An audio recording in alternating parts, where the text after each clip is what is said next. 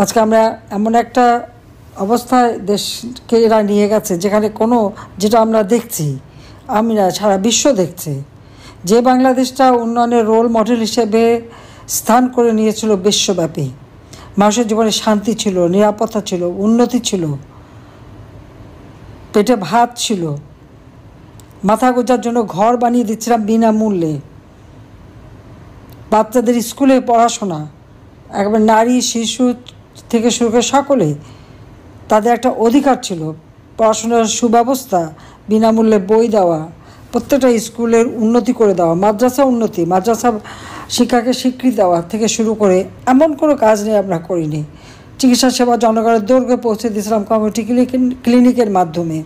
30 প্রকার ওষুধ বিনামূল্যে দেওয়া হতো। কর্মসংস্থানের জন্য কর্মসংস্থান ব্যাংক করে দিয়েছিলাম বিনা জামানতে। সেখান থেকে যে কোনো যুবক ঋণ নিতে পারত। সেই তরুণ সমাজকে কাজ করার সুযোগ, নিজের পায়ে দাঁড়ানোর সুযোগ, নিজেই নিজের মাস্টার হবে, অন্যকে চাকরি দেবে, এই ব্যবস্থা যাতে করতে পারে সে ব্যবস্থা করে দিয়েছি। ডিজিটাল সেন্টার করে দিয়েছি। সমগ্র বাংলাদেশে একটা কর্মচাঞ্চল্য ছিল একেবারে তৃণমূল পর্যায় পর্যন্ত। গ্রামগুলিকে শহর করে দিয়েছিলাম। আর যে বাউফলের মতো বিশাল নদীর পাড়ে অনেকটা দ্বীপ অঞ্চলের মতো এই সব এলাকায় সাবমেরিন কেবলের মাধ্যমে বিদ্যুৎ দেওয়া এবং উন্নত ব্যবস্থা মানুষের জীবন মানের জন্য করা, সেটা আমরা করেছিলাম। বাংলাদেশের কোনো অঞ্চল কিন্তু বাদ ছিল না। আর দক্ষিণ অঞ্চল তো সবসময় অবহেলিত ছিল। পদ্মার ওপারে চলে গেলে পরে সবসময় অবহেলিত। সেই অবহেলিত জনগোষ্ঠীকে একটা উন্নত জীবন আমরা দিয়েছি। দুর্ভাগ্যের বিষয় হলো আজকে আমরা কি দেখি, আজকে দেশটা এমন এক হায়নার হাতে পড়ে গেছে যেখানে প্রতিনিয়ত মানবাধিকার লঙ্ঘন করা হচ্ছে। হত্যা, খুন, লুণ্ঠন, অগ্নিসন্ত্রাস, ঘরবাড়ি পোড়ানো, মাছের ঘের, ফলের বাগান, পোলট্রি ফার্ম, গরু, ছাগল, বেড়া কিছুই রেহাই পাচ্ছে না। এদের মনে হচ্ছিল সর্বগ্রাসী ক্ষুধা নিয়ে ইউনূস ক্ষমতা এসেছে এবং তার এই জঙ্গি বাহিনী দিয়ে সারা দেশের মানুষকে নির্যাতন চালাচ্ছে। সবথেকে দুর্ভাগ্যের বিষয় যে আমাদের ছাত্র সমাজ তাদেরকে বিভ্রান্ত করেছে। আবার যেখানে ছাত্র পাওয়া যায় নাই, মিথ্যা আইডি কার্ড করে ছাত্র সাজিয়ে নিয়ে গণভবন আক্রমণ করা, সংসদ ভবনে আক্রমণ, জাতির পিতা নামে যে স্মৃতি জাদুঘর 32 নম্বর, যেখান থেকে জাতির পিতা বঙ্গবন্ধু শেখ মুজিব স্বাধীনতার ঘোষণা দিয়েছিলেন, আর যে বাড়িতেই 1975 সালে 15 আগস্ট তাকে নির্মমভাবে হত্যা করা হলো, আমার মা, আমার 3 ভাই, ভ্রাতৃবধূ, চাচা সহ, সেই যেখানে এখনও রক্তের দাগ ছিল, বুলেটের চিহ্ন, সেই বাড়িটাও আগুন দিল। তারপর আবার পরবর্তীতে বুলডোজার দিয়ে ভাঙলো এবং কি ইসলামিক পতাকা একটা উড়িয়ে দেওয়া হলো। বাংলাদেশের ইতিহাসকে মুছে ফেলার চেষ্টা আর মানুষের ভাগ্য নিয়ে ছিনিমিনি খেলা, এটাই চলছে এখন বাংলাদেশে। কোনো ন্যায় বিচার নাই। আজকে আমরা দেখি দক্ষিণাঞ্চলের মানুষের উপর চরম অত্যাচার, নির্যাতন, অথচ সার্বিকভাবে এই অঞ্চলে আমি উন্নয়ন করে দিয়েছিলাম।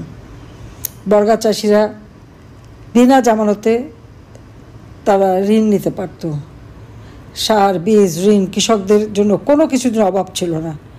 সময় মতো সব পৌঁছে যেত। সেচে 20% করে আমরা ভর্তুকি দিয়েছি। প্রতি ঘরে ঘরে বিদ্যুৎ পৌঁছে দিয়েছি। ফ্রিল্যান্সিং করে ছেলেমেয়েরা এখানে বসে দেশে বিদেশে কাজ করে খেতে পারতো। অনলাইনে কেনা বেচা, ডিজিটাল বাংলাদেশ গড়ে তুলেছি। স্যাটেলাইট বঙ্গবন্ধু 1 উৎক্ষেপণ করেছি। নদীগুলি ড্রেজিং করা, নাব্যতা বাড়ানো, নদীপথ চালু করা, যে সমস্ত জায়গায় মানে লঞ্চ ভেড়ার পন্টুন ছিল না সেগুলি পন্টুনের ব্যবস্থা করে দেওয়া, রাস্তাঘাট, পুল, ব্রিজ করে দিয়ে যোগাযোগ ব্যবস্থার উন্নতি করা, কোন কাজটা বাদ রেখেছি? কিন্তু আজকে আমার অগণিত আওয়ামী লীগ নেতাকর্মীদের ঘর বাড়ি জ্বালিয়ে পুড়িয়ে শেষ। ব্যবসা প্রতিষ্ঠানগুলি সব লুট করে নিয়ে গেছে, তাদের সম্পত্তিগুলি দখল করে খাচ্ছে।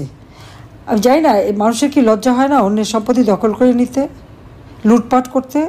লুটপাট করার মধ্যে কোন সাফল্য আছে আবার সেটা একটু জিজ্ঞেস করি। কিন্তু বাংলাদেশে আজকে মনে হচ্ছে যারা লুটপাট করতে পারবে, চুরি ডাকাতি করতে পারবে, মানুষ হত্যা করতে পারবে, তাদেরই রাজত্ব। একে একে যে হত্যাকাণ্ডগুলি চালালো, তারপরে মামলা কাদের বিরুদ্ধে? সব মামলা আওয়ামী লীগের নেতাকর্মীর বিরুদ্ধে। হত্যা, অগ্নিসন্ত্রাস, নারী ধর্ষণ, বালিকা ধর্ষণ, লুটপাট, এ তো নির্যাতন চলছেই। আজকে কি অদ্ভুত ব্যাপার যে যারা এই ঘটনাগুলি ঘটেছে তাদেরকে দায়মুক্তি দেওয়া হলো, আর আওয়ামী লীগের অগণিত নেতাকর্মী সবার বিরুদ্ধে হত্যা মামলা, এবং আমার বিরুদ্ধে তো হত্যা মামলা। আজকে একটা জিনিস দেখলাম, আমার কাছে একজন পাঠালো, কী হয়েছে, আমার বিরুদ্ধে যে মানবতা বিরোধী অপরাধ করেছি আমি। মানবতা বিরোধী কী অপরাধ করলাম আমি জানি না, কারণ কোনো হত্যাকাণ্ড আমি করি নাই। যখন আবু সাইদ, মুগ্ধসহ 6টা মানুষ মারা গেল, ছাত্রসহ, আমি সাথে সাথে সেই সময় আমি একটা জুডিশিয়াল ইনকোয়ারি কমিশন গঠন করে দিলাম। এটা 18 তারিখে, 16 তারিখে মৃত্যুবরণ করলাম, আমি 18 তারিখে করে দিলাম তদন্ত করার জন্য যে এই হত্যাকাণ্ড কীভাবে ঘটলো। কারণ পুলিশ তো রাবার বুলেট ব্যবহার করে, তাদের গায়ে রাবার বুলেট লাগতে পারে, তাতে কিন্তু মানুষের মৃত্যু হয় না। হ্যাঁ, সেগুলি সমস্ত শরীরে দাগ পড়ে যায়, কিন্তু সেখানে মেটাল বুলেট কে ব্যবহার করলো আর কীভাবে এই হত্যাকাণ্ড ঘটলো। এরপর যখন আরও বেশি লাশ পড়লো, তখন আমি সেখানে আবার হাইকোর্টের 3জন সদস্য দিয়ে, 3জন জজ সাহেবকে দিয়ে আমি একটা তদন্ত কমিশনকে আরও শক্তিশালী করে দিলাম। প্রথমটা যেমন গেজেট 18 জুলাই করা হয়েছিল, এটা 1 আগস্ট সেই গেজেটটা করে দিয়ে আরও শক্তিশালী কমিশন গঠন করলাম, যাতে করে এই হত্যাকাণ্ডের তদন্তটা যথাযথভাবে হয়। এর জন্য কাউকে কোনো দাবি করতে হয়নি, কারণ আমি জানি একটা চক্রান্ত করে করা হচ্ছে, কিন্তু সব দায় পড়ল কাদের উপরে? আমাদের উপরে। এবং আমার বিরুদ্ধে মানবতা বিরোধী অপরাধের কথা বলল। জাতিসংঘ ঘোষণা দিয়েছিল কি 1400 লোক মারা গেছে, যেটা ইনুসের এটা তো মানে তার ইনুস সেন্টার থেকে তৈরি করা, সেটাই দেওয়া হয়েছিল। কিন্তু সেখানেও কি আমরা কি দেখলাম, যে সেই 1400-র মধ্যে আবার এখানে লেখা আছে 1400, কিন্তু 834 জনের একটা তালিকা বের করা হলো। আবার ওই 834 জনের যে নাম দিয়েছে, সেখানে দেখা যাচ্ছে যে যে হত্যাকাণ্ডগুলি ঘটেছে তার মধ্যে 52 জনের নাম এসেছে যে তারা কোনো হত্যা হয় নাই, তারা বিভিন্নভাবে বিভিন্ন কারণে মারা গেছে। শহীদের তালিকায় গেজেট করা হয়েছে তাদের নাম, কিন্তু এখানে শহীদ না হলেও 52 জনের নাম শহীদের তালিকায় রয়েছে। 35 জন আগুনে পুড়ে মারা গেছে, তাই আগুন দিয়েছে তো ইউনূস বাহিনী। এরপর দেখা গেল কি, সড়ক দুর্ঘটনা মারা গেছে 3 জন, বিদ্যুৎপৃষ্ট হয়ে 1 জন, স্বাভাবিক মৃত্যু 2 জনের, আর পারিবারিক পূর্বশত্রের দ্বন্দ্বে সেখানে 4 জন। এইভাবে আরও অন্যান্য কারণে আরও 2 জন। 5 জন যে মারা গেছে কোনো আন্দোলনের পক্ষে ছিল না, এবং 36 জনের পরিবারই বলে দিয়েছে যে তাদের কেউ শহীদ হয়নি। আর বাকি কারো নামই পাওয়া যায়। তাহলে এই যে 834 জনের নাম যে তারা গেজেট করে দিল, তাহলে এর মধ্যে আবার আরও ছিল যে আরও অনেকজন জীবিত ফিরে এসেছে। প্রায় 11 জনের নাম এখন পর্যন্ত পাওয়া গেছে যারা জীবিত ফিরে এসেছে, বোধহয় আরও পাওয়া যাবে। তো এইভাবে তারা যে ঘটনাগুলি ঘটালো, অথচ সব মামলাগুলি আমাদের নেতাকর্মীর বিরুদ্ধে। আজকে এই বাউফলে এমন কোনো বিষয় ইউনিয়ন পর্যায় থেকে আমাদের এমপি পর্যন্ত সবার বিরুদ্ধে হত্যা মামলা, আর আমি তো আসামি সবার সাথেই, এতে আমার মানে সে আসামিরা সীমা নাই। আবার 1400 বলা হয়েছে, কিন্তু সেখানে কিন্তু এই যে পুলিশদেরকে পুড়িয়ে পুড়িয়ে হত্যা করা হলো, তাদেরকে পা বেঁধে ঝুলে রাখা হলো, 460টা পুলিশ ফাঁড়ি পোড়ানো হলো, সেখানে কত মারা গেছে নেই। 32 নাম্বার যখন আগুন দিল বা সিআরআইতে আগুন দিল, রাস্তার উপরে 3টে লাশ পড়েছিল, কই তাদের তো কোনো নাম ঠিকানা কিছু পাওয়া যায়নি। আওয়ামী লীগের নেতাদের বাড়িতে যে আগুন দিয়েছে, সেখানে অনেক জায়গায় মানুষ কিন্তু পুড়ে মারা গেছে। বরিশালে 3 জন মারা গেল, সিরাজগঞ্জে 5 জন মারা গেল, এরকম বহু জায়গায় সেগুলির কোনো হিসাব নেই। সাতক্ষীরাতে সব জায়গায় আগুন দিয়ে পুড়ে পুড়ে মেরে ফেলে দিল, কিন্তু তাদের কোনো হিসাব নেই, তারা শহীদের তালিকায় জায়গা পায়নি। তাহলে এই প্রশ্ন হলো যে এই যে তারা মানে মানবতা বিরোধী বলে আমাদের মধ্যে মামলা দিচ্ছে, আর অপরদিকে দেখা যাচ্ছে যে যে তালিকা সেখানে যে মিথ্যা, একটা ঘটনা মিথ্যা হলে তো সমস্ত মামলাই শেষ হয়ে যায়। কিন্তু এই দেশে তো আইনের শাসন নাই। গোপালগঞ্জের সরাসরি গুলি, এবং সেখানে বলে দেওয়া হলো সরাসরি গুলি কর, কমান্ডিং অফিসার দিচ্ছে নির্দেশ। কেন?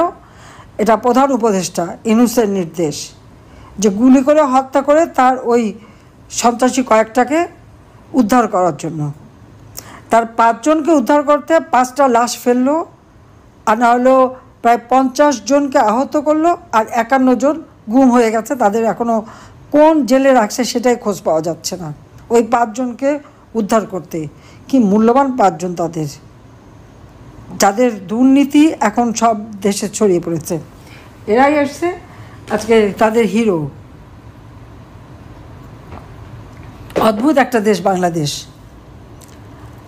আপনারা একটা জিনিস লক্ষ্য করেন, নেপালে ইউনূসের 5 সদস্য গেল, 27 বর্ষ বিএনপির একজন, আগস্ট মাসে। এরপর নেপালে ওই ঘটনা ঘটলো। ওই 5 জনের খবরটা কী কারণ, কী করতে গিয়েছিল, কার এজেন্ট হয়ে গিয়েছিল, সেটাও একটা প্রশ্ন।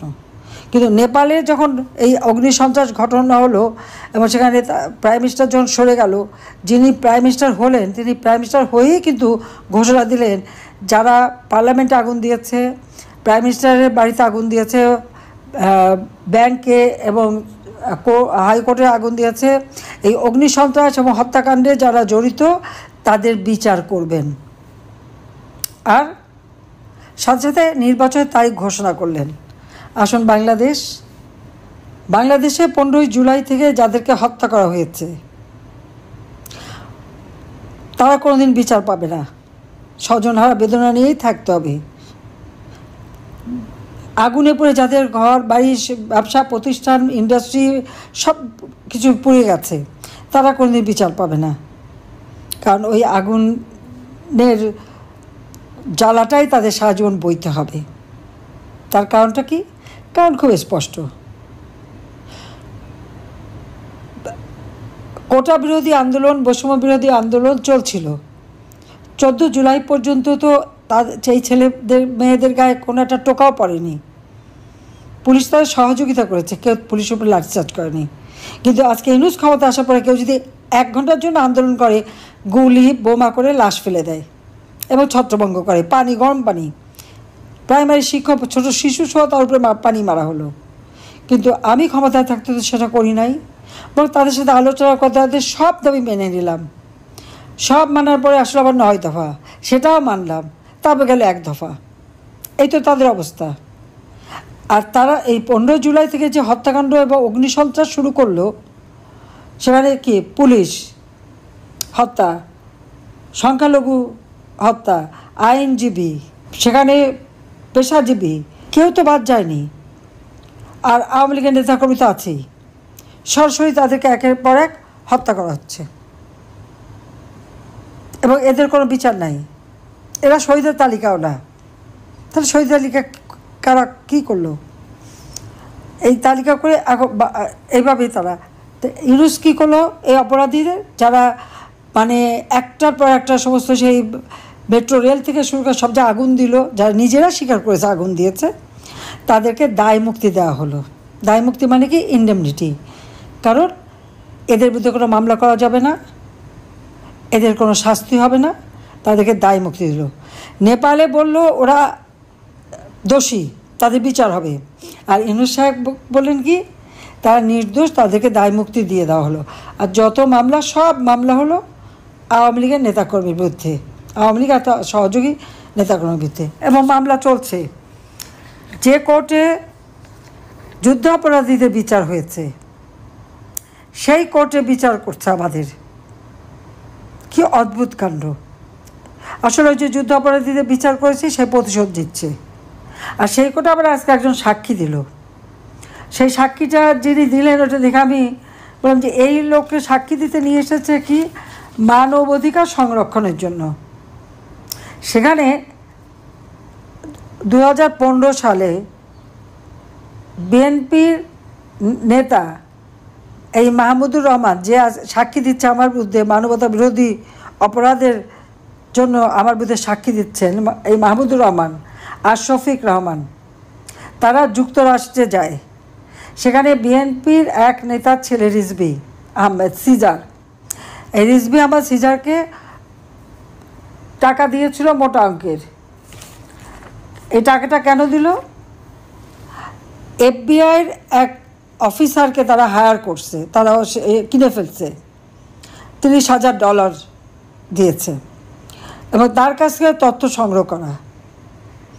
আর এই $30,000 দিয়েছিল জয়কে কিডন্যাপ করে হত্যা করার জন্য।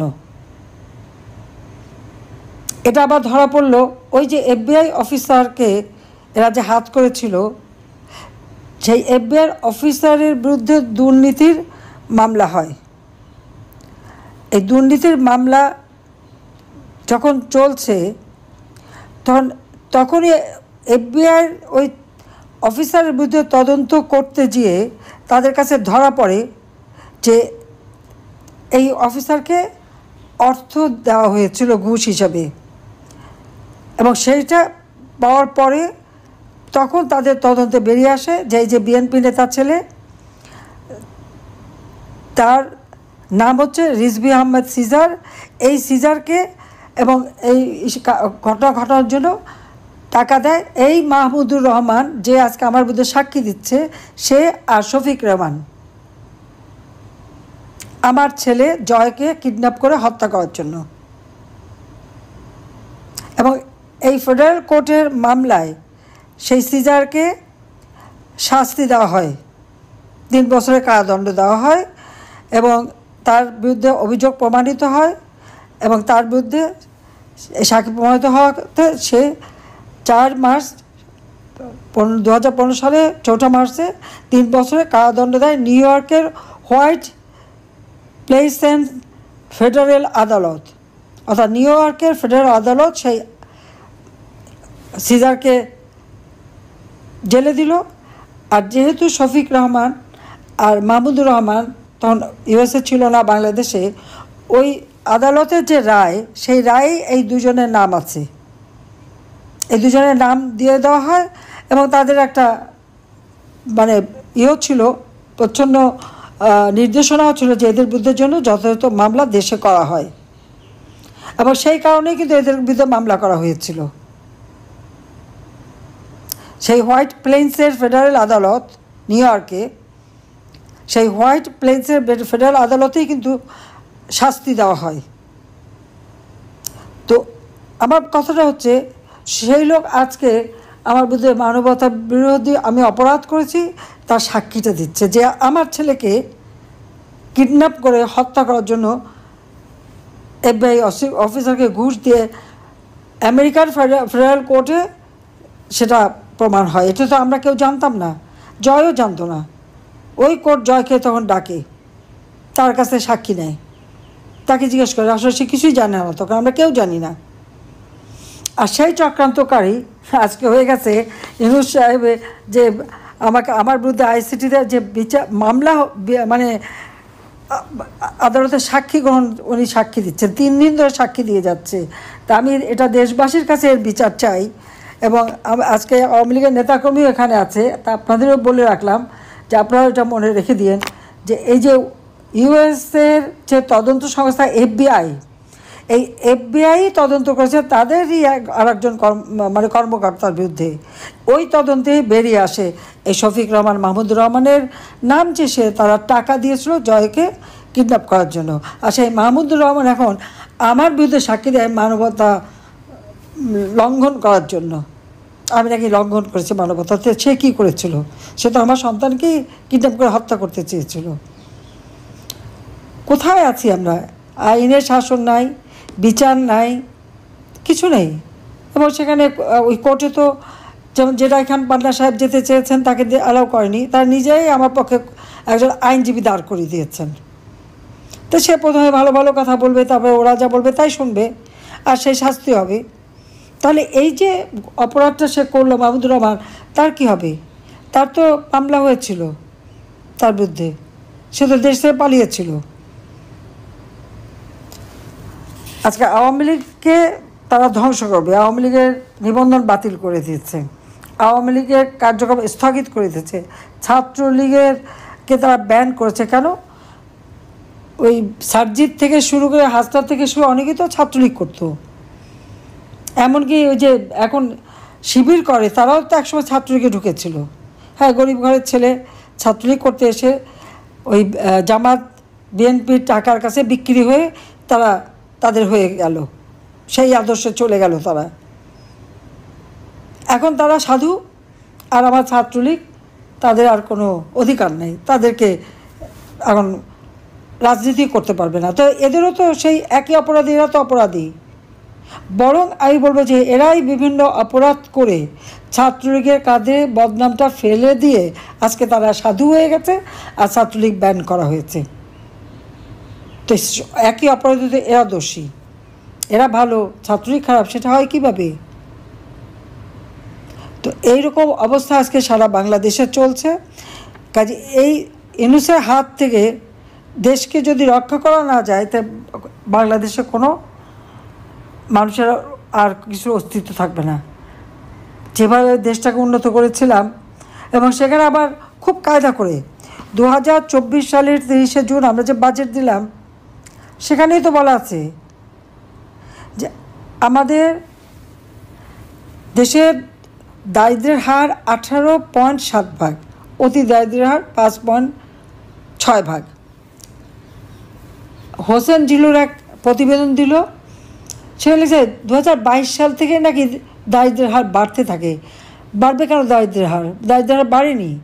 আমরা কোভিড মোকাবেলা করেছি, মানুষের কর্মসংস্থানের ব্যবস্থা করেছি, এই যে গ্রামে গ্রামে ঘর তৈরি করে দিচ্ছিলাম, মানুষ যাতে কাজ করে খেতে পারে সেই ব্যবস্থা করেছিলাম, গার্মেন্টস শ্রমিকদের বেতন সরাসরি তাদের কাছে পৌঁছে দিয়েছি, মোবাইল ফোনের মাধ্যমে তাদের টাকা দিয়েছি।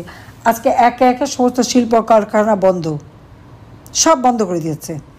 এই অবস্থা থেকে দেশকে মুক্ত করতে হবে, আর এই দেশের মানুষের কষ্ট দেওয়া যাবে না। তার জন্য সব ভেদাভেদ ভুলে সবাইকে এক হতে হবে।